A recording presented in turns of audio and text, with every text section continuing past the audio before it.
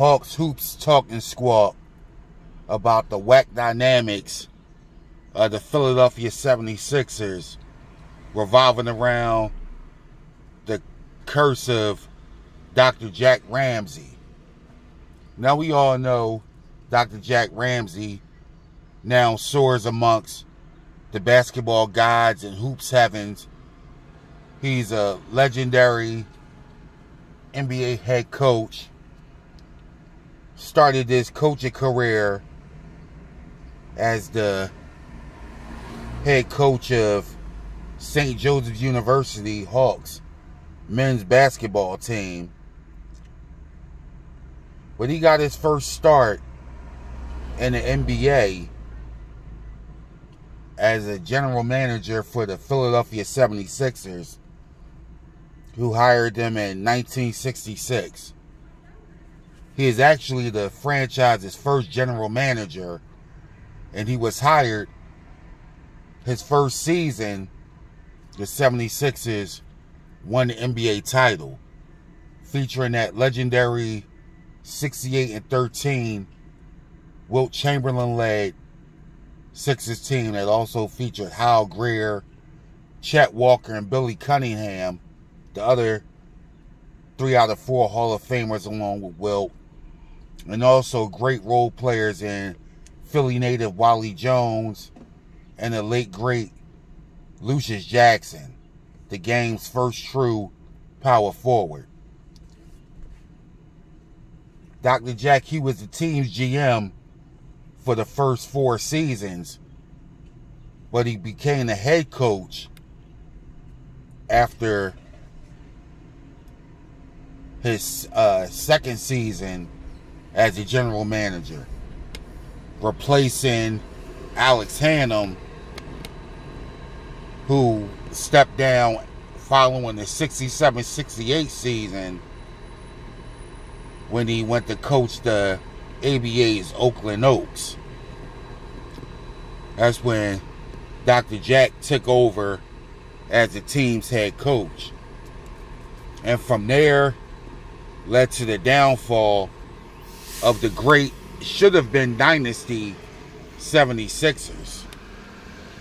Now, before we get into that, the Wilt Chamberlain trade, that's not on Dr. Jack. I see a lot of old school Sixer fans and hoops fanatics in general blaming Jack Ramsey for trading Wilt, when it's little known that Wilt Chamberlain wasn't going to play in Philadelphia past 1968. You know, Wilt loved that California lifestyle. He spent the last 3 seasons with the Warriors in San Francisco. Remember, in 1962, the Warriors relocated from Philadelphia to San Francisco. So Wilt played out there for the next 2.5 seasons before he was traded to the Sixers in January of 1965. But when Wilt was traded, he made a deal with Ike Richmond that he would help the Sixers win a couple of titles, but he wanted to retire on the West Coast, either returning to San Francisco or possibly playing for the Lakers, which he was eventually traded to on July 9th, 1968. But the full story on that, that's another topic for another video. In the meantime, even with Wilt with the Lakers, the Sixers of 68-69 were still a great team. Still a championship caliber team. The pieces that the Sixers received in the Wilt Chamberlain trade, Archie Clark, an all-star caliber guard. He would form that 3-headed guard trio with Wali Jones and Hal Greer, eventually becoming a starter in the backcourt with Greer, while Wali Jones went to the bench and became the lead bench guard, or third guard rather. Now the 68-69 team, also Daryl Imhoff was another piece that the Sixers received in the Chamberlain trade. He would be the backup center as Luke Jackson would return to his natural center position. Because Luke Jackson was originally a center, but he slid down to the power forward, actually becoming the game's first true power forward when the Sixers acquired Wilt in that January 1965 trade. But for 68-69, Luke Jackson would return to the center position. So the Sixers started the season with Wali Jones, Hal Greer, Chet Walker, Billy Cunningham, who was now a starter and would enjoy one of his first 4 NBA All-Star seasons. He was the other forward, and Luke Jackson at the center. Now, Luke Jackson would enjoy one of the best seasons of his career, averaging 14.4 points, 11.4 rebounds in 33 minutes per game. But the problem was, early on, Jack Ramsey was playing Luke Jackson too many minutes. And that's what led to his Achilles injury after the first, 25 games into the season.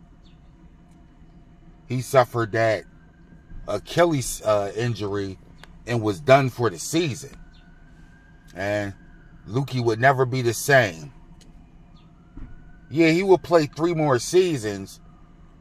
The following season, he would only play 37 games. The season after that, he actually played 79 games. But at that point was a bench player. He was only playing 22 minutes a night, averaging 6.7 points, 7.2 rebounds. I mean, that's decent role player numbers, but Luke Jackson was an all-star caliber player prior to his injury early in the 68-69 season. His following season, his final season, 71-72, he was playing 63 games, averaging just under 6 points and 5 rebounds. Then he would retire. But 68-69, those first 25 games, Luke Jackson had the second best scoring production of his career. He averaged a career high 14.8 points as a rookie and just under 13 rebounds. He was actually an all-star as a rookie. He made his lone all-star appearance in 1965. Again, 68-69, throughout his first 25 games, he averaged 14.4 points and 11.4 rebounds. You know, and had he not got hurt, the Sixers definitely would have finished better in the win column. Now, the 68-69 Sixers finished 55-27. And that was good for the second seed in the Eastern Division. Now, let's just say Luke Jackson played 50 more games. Let's just say he played in 75 games. Or close to 80 games or whatever. The Sixers definitely could have won 6 or 7 more games. They would have been a #1 seed in the East. And they would have avoided Boston to at least the Eastern Division Finals. Now, back then, the second seed played the 4th seed in the semifinals. Back then, there was only 3 playoff rounds. There wasn't no first round. The semifinals was the first round. And you had 4 teams from each division. That year, the Baltimore Bullets was the first seed. 68-69. The Sixers was the second seed in the Eastern Division. It was 55-27. Yeah, the Baltimore Bullets was the first seed, 57-25. The Sixers, 55-27. The New York Knicks, 54-28. And the Boston Celtics was 48-34. Had Lou Jackson never got hurt, Sixers definitely would have finished with the first seed. Ain't no way that team, fully healthy, wasn't winning 60 games. You know, they would have been the first seed. The Knicks still would have been the third seed. Now, I don't know. The 69 Sixers fully healthy against that 69 Knicks team, that's definitely a 7-game series. You know, they was a year away from winning the championship. So that series could have went either way. But I don't think that it's nothing short of a 7-game series. You know, I would give the edge to the Sixers just because they had the championship experience already. They would have been playing with a chip on their shoulder because nobody would have had them winning or going back to the finals without Will. You know, plus they would have had Game 7 on their home floor. What now, this past history shows having Game 7 at home doesn't always guarantee a victory, but you know, that series could have went either way. I would get it 9 to the Sixers, but even if that Knicks team was still a great team, a year removed from winning the championship, but they definitely would have avoided Boston in the division semifinals because in reality they wound up playing Boston and were spanked in 5 games. Celtics won 4-1 en route to their second straight championship in Bill Russell's final season. So the Luke Jackson injury was the beginning of the downfall after the Chamberlain trade. Billy Cunningham. Billy Cunningham would start beginning the 68-69 season and had his first of 4 straight NBA All-Star appearances and 4 consecutive All-NBA selections. Right after Chamberlain's trade, he emerged as the team's scoring leader. You know, Billy Cunningham, he's one of the more underrated NBA legends as well. Shout out to the Kangaroo Kid. You know, definitely one of the greatest players in franchise history, the greatest coach in franchise history. Yep. So Billy Cunningham, following the Chamberlain trade, became a franchise player. Hal Greer was already 32 and he was on the downside of his career, although he would enjoy a couple of more All-Star seasons. Now, following the 68-69 season, Billy Cunningham signed a 3-year contract in August of 69 to play with the Carolina Cougars of the ABA. Now, although he would remain in Philly over the next 3 seasons, he wouldn't join Carolina until 1972. Now, a lot of people blame Jack Ramsey for that. But, you know what I mean, who's to say? At that time, a lot of players were going from the NBA to the ABA. Will Chamberlain had threatened to do it. He told the Sixers, if y'all don't trade me, I'm not playing for the Sixers regardless because I'll join the ABA. And Will Chamberlain was the reigning MVP, the league's top player by far. Will could have did what he wanted. You know what I mean? Then you have players like Rick Barry that went to the ABA. Billy Cunningham followed suit, although he was under contract to return to Philly for the next 3 seasons. Now, this video is about Jack Ramsey because, you know what I mean, first wore Luke Jackson down. You know what I mean, then traded Wali Jones after the 70-71 season. But, I mean, the real Jack Ramsey problems was after he left the Sixers. You know, he coached his final season with the Sixers in 71-72. That was the Sixers' first of 4 losing seasons and missing the playoffs. They went 30-52. Billy Cunningham, Howard Greer, and Lou Jackson were the remaining 3 players from that great 67 team. Wali Jones had been traded to Milwaukee. Oh, Chet Walker. How can I forget Chet the Jet? Oh, man.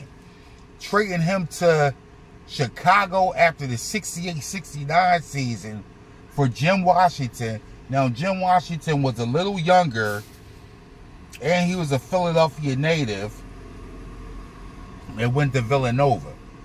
So at the time, it seemed like a good trade, but Jim Washington couldn't compare to Chet the Jet. At the time of the Chet Walker trade, Chet was 29. You know what I mean? But he would play another good 6 years. Chet Walker is mainly known for a Chicago Bulls career.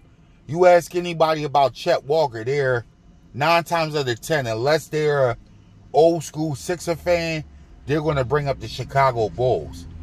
I mean, that's where he had the most success, with Chicago. I mean, now with Philly, granted, he won his lone championship and was a 3-time All-Star with the Sixers, but he was a 4-time All-Star with Chicago, making the All-Star team his first 2 seasons in Chicago. He also had all his career seasons with the Bulls, so I mean, it's expected for him to be more remembered as a Chicago Bull versus a Philadelphia 76er. But trading Chet Walker, that was just another thing that contributed to that downfall that resulted in that awful 9-for-73 season.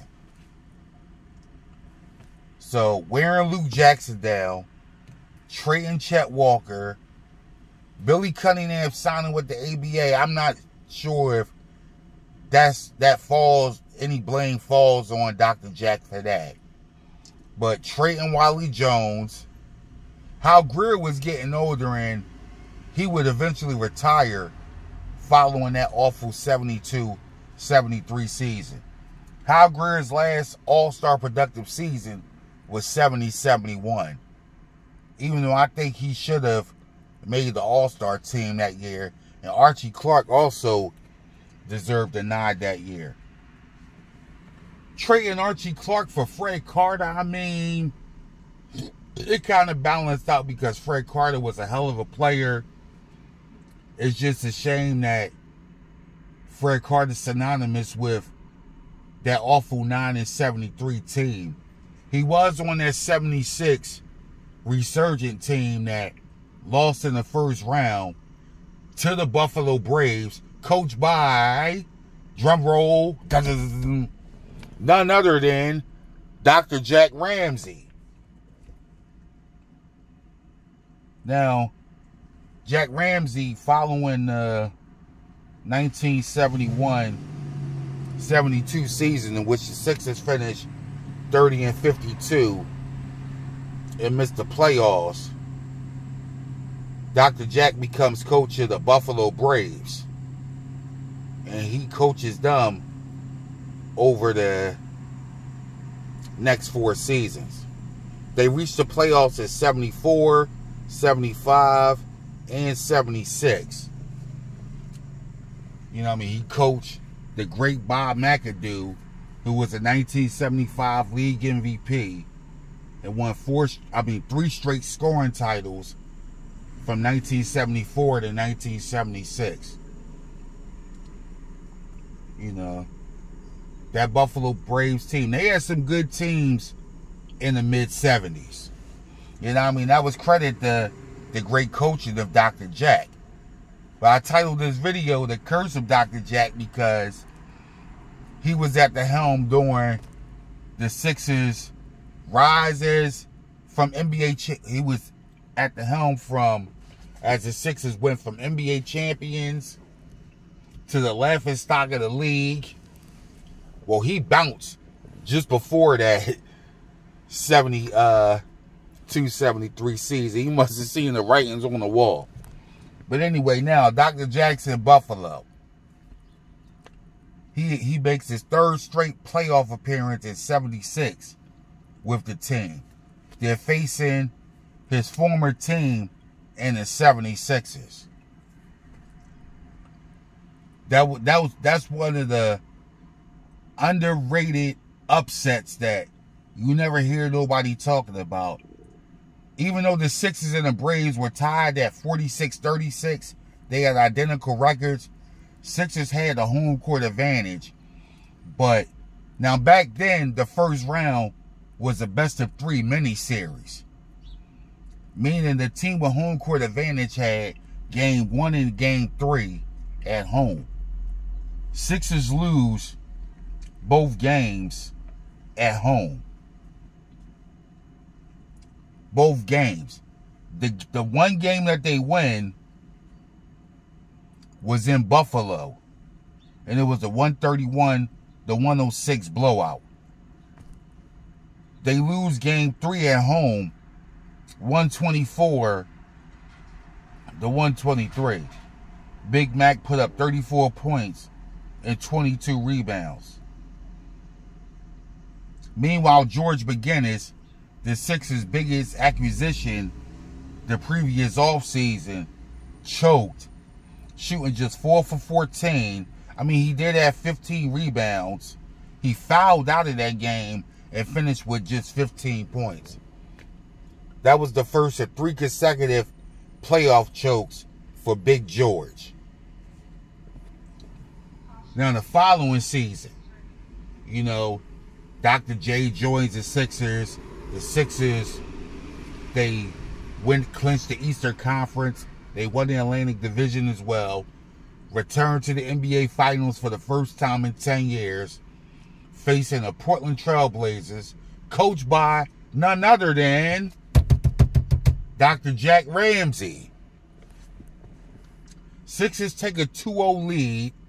And we all know what happens from there. One of the biggest choke jobs in franchise history, as the Blazers come back to win 4 straight and win the title. Now Jack Ramsey has defeated his former team in back-to-back years on 2 different teams. 76 with the Buffalo Braves and 77 with the Portland TrailBlazers. And what's funny is the 76ers head coach, Gene Shue, was the coach of the Baltimore Bullets during Jack Ramsey's tenure with the 76ers. And it's funny because, well, it's ironic, the 76ers' last postseason before 1976 was in 1971. When they faced the Baltimore Bullets in the semifinals, and the Bullets won the 7th and deciding game in Maryland. And Gene Shue was the coach of that Bullets team. So Gene Shue defeats Jack Ramsey as a Sixer. Then Jack Ramsey defeats Gene Shue twice as a Sixer, as Dr. Jack's the coach of 2 teams. That's what I mean by the whack dynamics of the Philadelphia 76ers. I mean, but this video was no diss the Dr. Jack. I mean, he's one of the all-time greatest coaches. He's the Philadelphia 76ers' first ever general manager. He won a title as a GM, and he won a title as a head coach. Now he soars amongst the basketball gods and hoops heavens. But anyway, this was a little Hawks Talk and Squawk. Stay tuned for more content. Be sure to subscribe to the channel. Hawk out.